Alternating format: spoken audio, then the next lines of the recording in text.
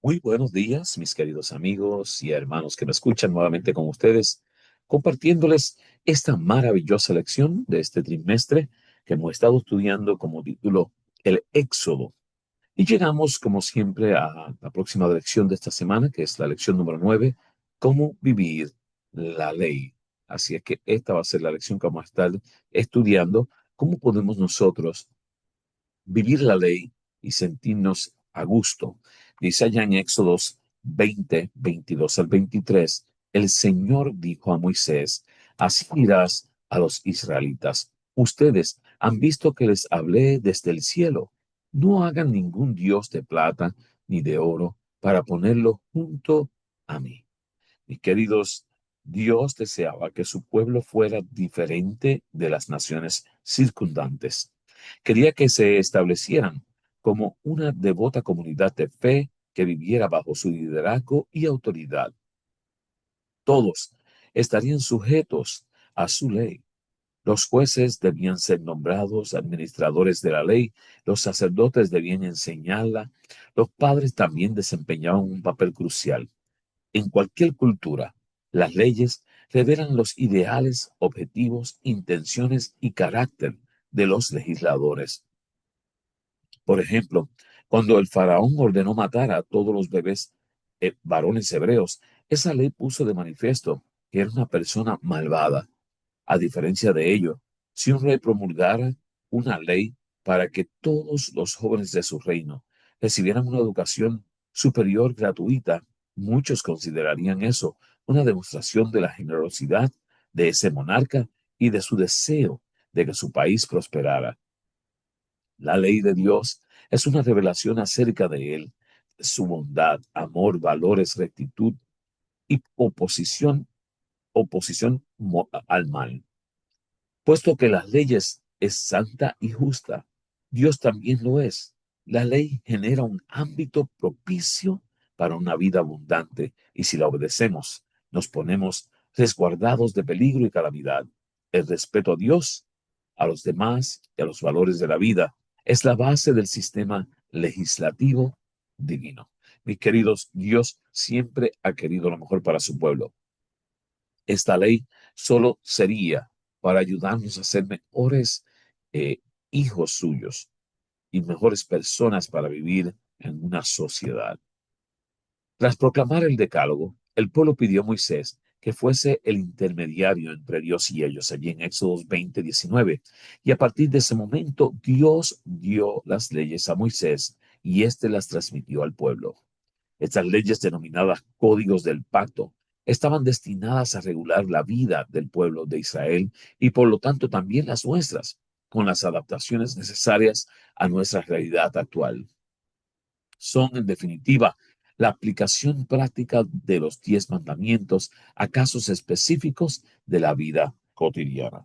Mis queridos, estos 10 mandamientos, mandamientos que cuando los miramos por todas las naciones del mundo, son utilizados de una manera u otra. Quiere decir que es una ley pura, santa y justa. ¿Cómo vivir la ley? Esa va a ser parte de lo que vamos a estar estudiando esta semana. Cómo vivirla y cómo entenderla en cómo vivirla, cómo gestionar la violencia en Éxodos 21, 1 al 32, cómo vivir en sociedad en Éxodos 21, 33 al 23, 19, cómo obtener la victoria en Éxodos 23, 20 al 33 y cómo entender la ley. Vamos a hablar de la ley del talión y recompensas y castigos. ¿Cómo vivir la ley? Vamos allá para ir entendiendo cómo podemos vivir la ley, cómo gestionar la violencia. Fíjense que se hicieron ciertas cosas para evitar el mal. Miren, dice, el que hiere a alguno haciéndole así morir, él morirá. Éxodos 21, 12. El Código del Pacto comienza regulando tres aspectos vitales para la sociedad hebrea. El primero nos va a hablar de la esclavitud, el segundo la pena de muerte y el tercero las lesiones. En la esclavitud, Éxodos 21, 2 al 11, los varones serían libres al séptimo año. Luego, las mujeres, si no se casaban, también salían libres. Y un hombre podía quedar como esclavo si así lo decidía. Quiere decir, allí tiene tres puntos claves para la vida de aquellos que eran esclavos. También eh, la pena de muerte. Miren, para el asesino intencional, allí en Éxodo 21, del 12 al 17, nos habla que había cierta ley para ello, para el asesino intencional. También para el que hiera o maldiga a sus padres y para el secuestrador. Cada uno de estos puntos se hablaba en específico en ese momento. Las lesiones, miren, en Éxodo 21, del 18 al 32, obligación de compensación económica. Y yo les digo esto porque cada una de estas leyes prácticamente es como si fueran de hoy día, con la excepción esta de la esclavitud, porque no hay esclavos, gloria a Dios, ¿verdad? Eh, pero sí, pena de muerte sí hay. Estas de lesiones, las lesiones también las hay, ¿ven? Eh, si se produce un aborto, el juez y la mujer con su marido imponen la multa. Todas estas leyes intentan frenar el abuso y la violencia entre las personas. Cada una de ellas tenía como fin poder evitar que hubieran abusos y violencias. Si no, imagínense en una comunidad donde todo se vale, ¿verdad? Veamos más adelante cómo vivir en sociedad, porque para ello deben de haber leyes y debe haber un orden. Si alguien seduce a una mujer virgen que no está comprometida para casarse y se acuesta con ella, deberá pagarle su precio al padre y tomarla por esposa. En Éxodo 22, 16. Dios no se conformó con dejarnos unas leyes base y dejar que nosotros las apliquemos según nuestro criterio. Se preocupó de dar ejemplos concretos para que pudiésemos aplicarlas de la forma correcta. Estos ejemplos incluyen ataque entre animales en Éxodos 21, 35 al 36, préstamos y alquileres en Éxodos 22, 14 y 15, relaciones prematrimoniales en Éxodos 22, 16, etc. Se hace énfasis especial en la protección de los débiles y marginados, pero sin concederles beneficios injustos, es decir, sin pervertir la justicia para beneficiarlos o perjudicarlos. Éxodos 22, 21 al 23 y 23, 2, 3 y 6. Mis queridos, las leyes fueron leyes justas, leyes preparadas no para que nadie tomara ventaja, pero tampoco para que quedara sin ventaja, ¿verdad? Así que leyes sumamente especiales y para cada una de ellas Dios daba ejemplo. Al ser un pacto entre Dios y su pueblo, estas leyes incluían también la forma en la que debemos relacionarnos con Él.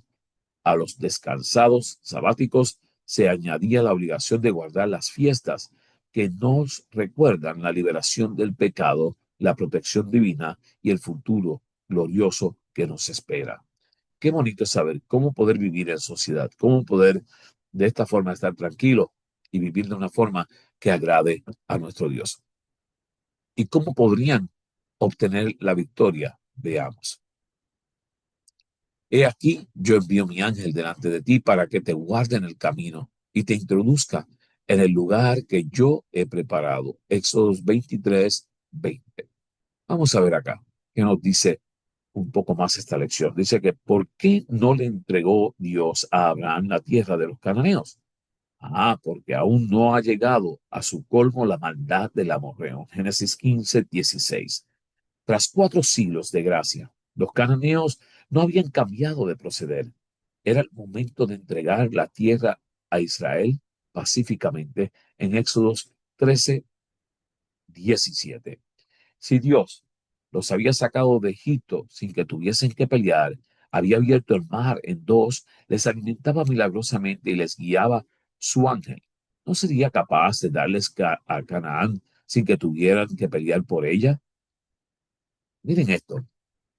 Dios dice a Israel lo que debía de hacer y también Dios dice a Israel lo que él va a hacer. Dios dice a Israel lo que debía hacer, oír su voz para que Dios sea enemigo de sus enemigos. Éxodos 23, 21 al 22. Debían también Israel servir solo a Dios para que Él quite toda enfermedad. Éxodos 23, 24 al 26.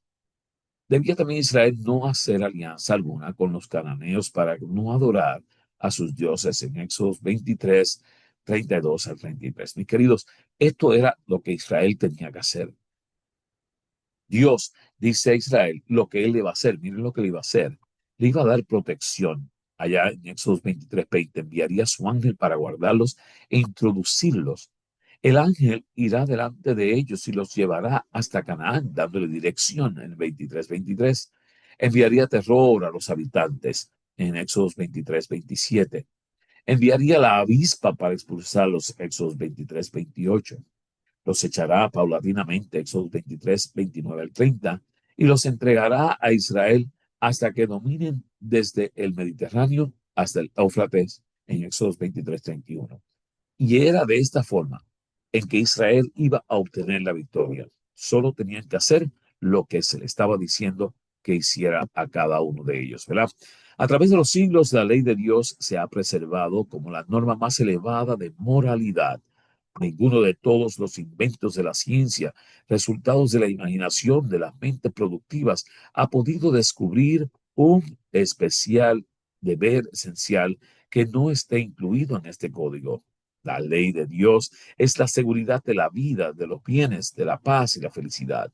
Fue dada para asegurar nuestro patrimonio presente y eterno, nos dice Elena G. de White en Alza tus ojos, octubre 7. Mis queridos, sumamente importante el plan de Dios a través de la ley. ¿Y cómo podemos entender esta ley?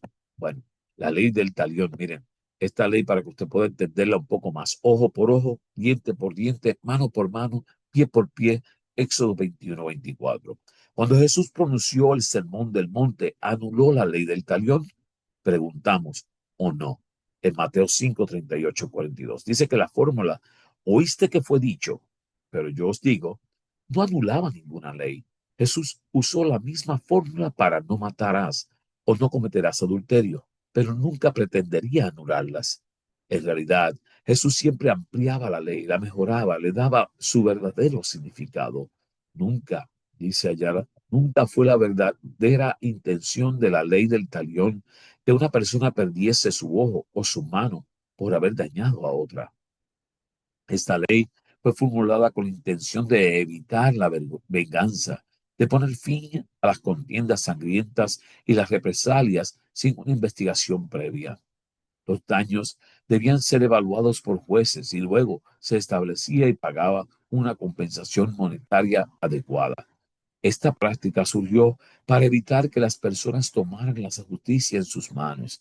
Era necesario hacer justicia, pero en armonía con la ley de Dios. Así es que, mis queridos, como se dan cuenta, la ley del talión nunca fue el propósito de Dios que hubiera una ley de esta forma, sino que se pudiera hacer algo justo y eficaz.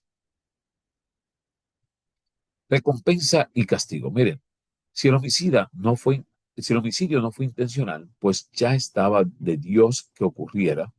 El asesino podría huir al lugar que yo designare. Éxodos 21:13. El deseo de la venganza está profundamente arraigado en nosotros y siempre es desproporcionado respecto al mal recibido. Si me ha hecho esto, yo le haré aquello o más. Jesús nos invita a hacer lo contrario a lo que deseamos, pagar bien por mal en Mateo 5:44. Entonces, ¿dónde queda la justicia? ¿Quién pagará al agresor lo que merece? Bueno, Dios nos dice que el agresor no sea castigado ni que ningún acto sea vengado, pero nos dice claramente que Él será el vengador en Romanos 12:19-21. Aunque la venganza personal es tolerada en el Código del Pacto, se le puso freno al crear un sistema judicial que evitase los abusos en Éxodos 21:12-13 y 22:8-9. Nadie puede asumir el papel simultáneo de juez, jurado y verdugo.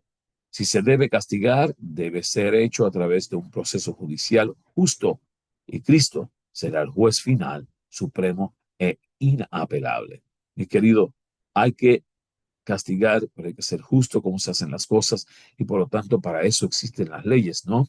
Fíjese que dice Elena G. de White en Signs of the Times, dice allá, como creador de todo, Dios es gobernador de todo y está comprometido a hacer cumplir su ley en todo el universo. Esperar de sus criaturas menos que la perfecta obediencia a Su ley sería abandonarlas a la ruina. No castigar la transgresión de la ley sería confundir al universo. La ley moral es el muro que Dios interpone entre la gente humana y el pecado. Así, la sabiduría infinita ha puesto ante los hombres la distinción entre el bien y el mal, entre el pecado y la santidad. Así es que, mis queridos, es lo que la palabra de Dios nos está diciendo, lo que hemos escuchado a través también del N. de White. Dice que, puesto que vivimos en el territorio de nuestro enemigo, no es de extrañar que podamos ser heridos por sus hábiles y engañosas artimañas. ¿Quién de nosotros no ha conocido el dolor, el sufrimiento provocados por el pecado y el mundo caído y pecaminoso en el que vivimos?